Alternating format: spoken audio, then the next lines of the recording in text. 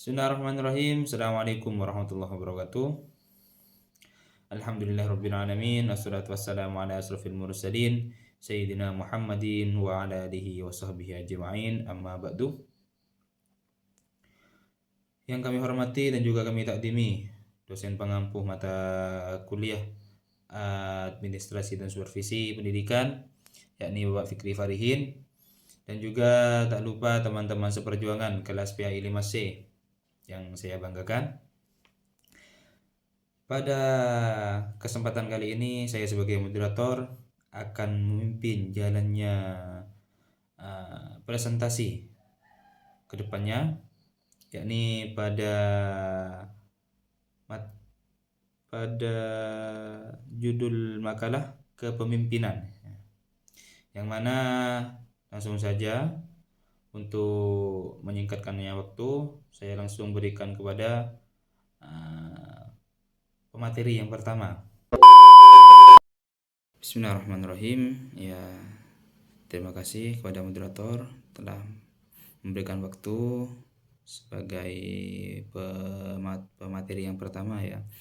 Saya di sini akan menyampaikan tentang definisi kepemimpinan, yang mana kepemimpinan diterjemah dari bahasa Inggris leadership dalam ensiklopedia umum tahun ajaran 93 diartikan sebagai hubungan yang erat antara seorang dan kelompok manusia karena ada kepentingan yang sama.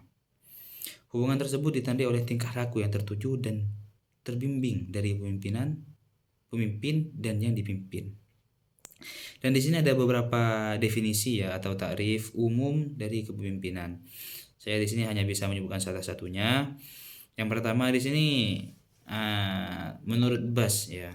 Bas ini pada tahun 1990, kepemimpinan merupakan suatu interaksi antara anggota suatu kelompok sehingga pemimpin merupakan agen pembaharu, agen perubahan, orang yang perilakunya akan lebih mempengaruhi orang lain daripada perilaku orang lain yang mempengaruhi mereka. Dan kepemimpinan itu sendiri timbul ketika satu anggota kelompok mengubah motivasi kepentingan anggota lainnya dalam kelompok. Itu adalah salah satu definisi ya, yang mana dalam makalah kami di sini disebutkan ada 7-6 definisi, yang mana saya hanya menyebutkan satu saja menurut Bas pada tahun 1990. Itu adalah definisi dari kepemimpinan. Dan selanjutnya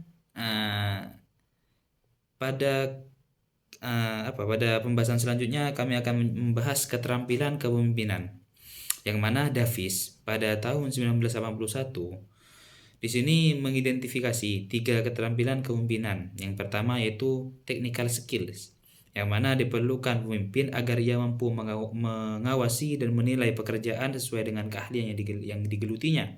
Contohnya, pemimpin pendidikan perlu menguasai cara-cara menyusun restra, membuat silabus, memahami PBM, menguasai teknik penilaian dan sebagainya. Itu adalah technical skill yang harus dikuasai oleh pemimpin. Dan juga harus ada human skill, yang mana kemampuan dalam membangun relasi dan dapat bekerja sama dengan orang lain adalah kualifikasi yang dipersyaratkan seorang pemimpin baik dalam situasi formal maupun informal. Untuk membangun relasi yang lebih baik harus dikembangkan sikap respect dan saling menghargai satu sama lain. Dan nomor 3 di sini adalah conceptual skill, yang mana pemimpin yang disegani adalah pemimpin yang mampu memberi solusi yang tepat yang timbul dari pemikirannya yang cerdas tentang suatu persoalan. Itu adalah 3 hal yang harus 3 hal yang termasuk keterampilan dalam suatu kepemimpinan.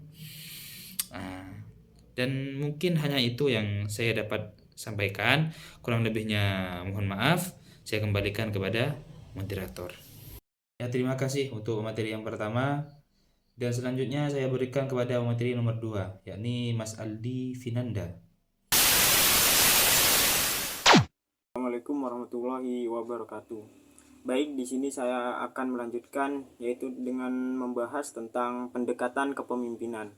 Yang pertama yaitu adalah pendekatan teori sifat kepemimpinan atau traits theory.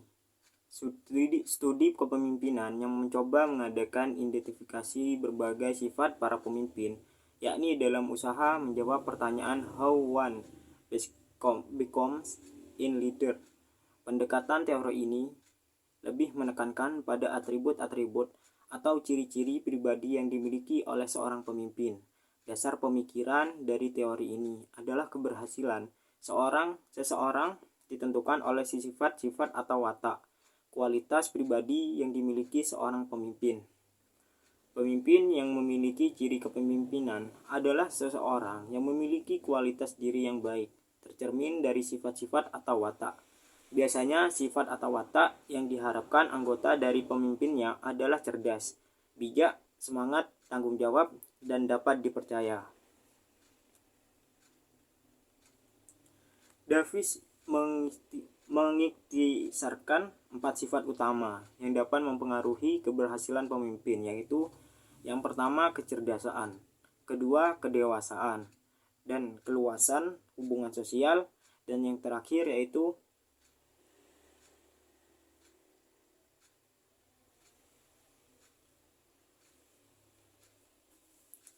Davis mengiktisarkan 4 sifat utama yang dapat mempengaruhi keberhasilan pemimpin, yaitu yang pertama kecerdasan, kedua kedewasaan, dan keluasan hubungan sosial, ketiga motivasi diri dan dorongan berprestasi, dan yang terakhir yang keempat yaitu adalah sikap-sikap hubungan manusiawi.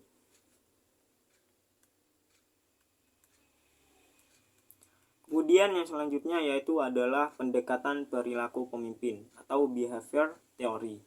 Studi kepemimpinan yang menekankan kepada berbagai perilaku pemimpin, yaitu untuk memberikan jawaban atau pertanyaan how leader behave.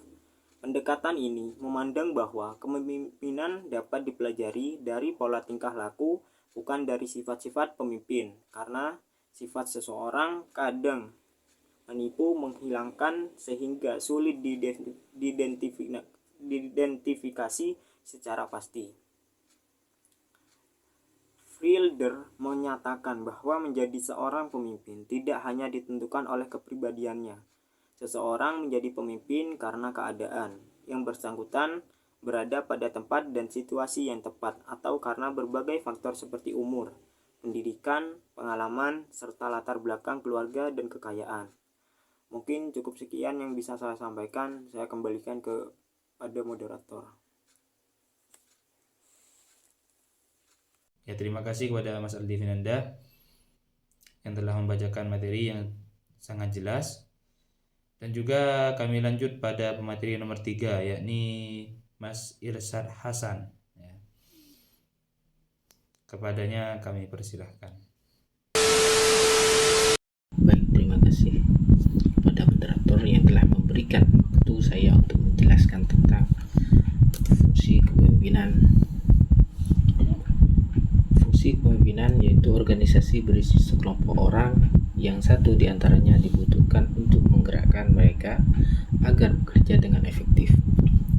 Kepemimpinan akan terjadi secara efektif apabila pemimpin dapat menjalankan 2 fungsi utama, yaitu yang pertama yang berkaitan dengan tugas atau task related atau fungsi pemecahan masalah, dan yang kedua berkaitan dengan pembinaan kelompok atau fungsi sosial atau group maintenance.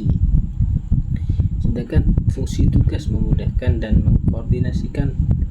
mengkoordinasikan usaha kelompok dan memilih, mendefinisikan dan memecahkan masalah bersama. Fungsi sosial membantu kelompok berjalan lebih lancar, menengahi perbedaan pendapat, meredam konflik, dan dapat memecahkan perasaan hangat dan empatik kepada anggota. Gaya kepemimpinan merupakan norma atau dapat juga diartikan sebagai pola perilaku dalam memperagakan kepemimpinannya. Terdapat 2 gaya kepemimpinan, yaitu gaya dengan orientasi tugas dan gaya dengan orientasi pada anggota.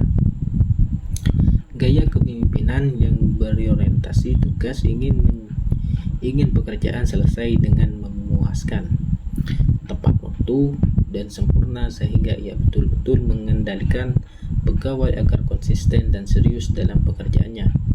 Kadang-kadang pemimpin tidak mau tahu dengan urusan-urusan pribadi karyawannya. Gaya kepemimpinan yang berorientasi pada pegawai atau anggota organisasi melaksanakan kepemimpinannya dengan berupaya memberikan dorongan semangat, bimbingan, dan mengarahkan secara empatik dan memberikan kepercayaan kepada anggota untuk melaksanakan suatu pekerjaan dengan karyanya sendiri. Dan selanjutnya, gaya dasar kepemimpinan. Terdapat 4 gaya dasar kepemimpinan, yaitu otoriter, pseudo-demokratis, laissez-faire, dan demokratis. Dan yang pertama, gaya dasar kepemimpinan yang otoriter adalah gaya kepemimpinan yang menekankan pada kekuasaan dan kepatuhan anggota secara mutlak. Pemimpin menjadi penguasa absolut yang selalu mendikte anggota untuk melaksanakan suatu sesuai dengan keinginannya. Yang kedua, pseudo-demokratis adalah gaya kepemimpinan yang menekankan pada penciptaan situasi yang memberi kesan demokratis, padahal pemimpin sangat pandai menggiring pikiran atau ide anggota untuk mengikuti kehendaknya. Dan yang ketiga, laissez-faire adalah gaya kepemimpinan yang tidak menunjukkan kemampuan pemimpin karena ia membiarkan organisasi dan anggota melaksanakan kegiatannya masing-masing tanpa dalam satu arah kebijakan yang jelas dari pemimpin. Dan yang keempat, demokratis adalah gaya kepemimpinan yang menekankan pada hubungan interpersonal yang baik. Ia mengharapkan para anggota organisasi berkembang sesuai potensi. Untuk itu, pemimpin berupaya membimbing, mengarahkan, dan mempartisipasikan dalam kegiatan dan mengakui karya mereka secara proporsional. Dan selanjutnya, teori X dan teori Y. Teori X dan teori Y dari McGregor adalah suatu kumpulan anggapan tentang sifat-sifat manusia yang dikategorikan menjadi dua, yaitu manusia tipe X dan manusia tipe Y. Kepemimpinan yang didasarkan pada teori ini adalah gaya kepemimpinan dipengaruhi oleh anggapan-anggapan seorang pemimpin tentang sifat dasar manusia. Manusia X dianggap sebagai manusia yang memiliki pembawaan yang kurang baik karena ia malas bekerja dan tidak ada motivasi untuk berprestasi. Sedapat mungkin ia hindari pekerjaan dan hindari tanggung jawab dalam pekerjaannya.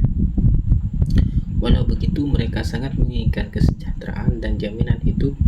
Memperlakukan manusia X ini agar dapat melakukan pekerjaan harus dipaksa, diarahkan, dan bahkan diancam kalau tidak melakukan akan dikenakan sanksi yang tegas.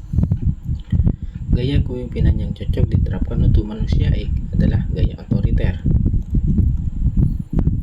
Sedangkan manusia Y sebaliknya, ia manusia yang memiliki tanggung jawab dan tidak ingin membuat citra diri negatif dengan tidak terrealisasikan tugas dan tanggung jawab kerja adalah bentuk aktualisasi diri sehingga ia akan berupaya melaksanakannya dengan profesional.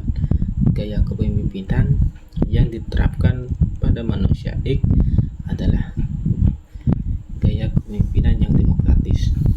Kurang lebihnya seperti itu yang bisa saya jelaskan, dan saya kembalikan kepada moderator. Wabillahi taufiq wal hidayah. Assalamualaikum warahmatullahi wabarakatuh.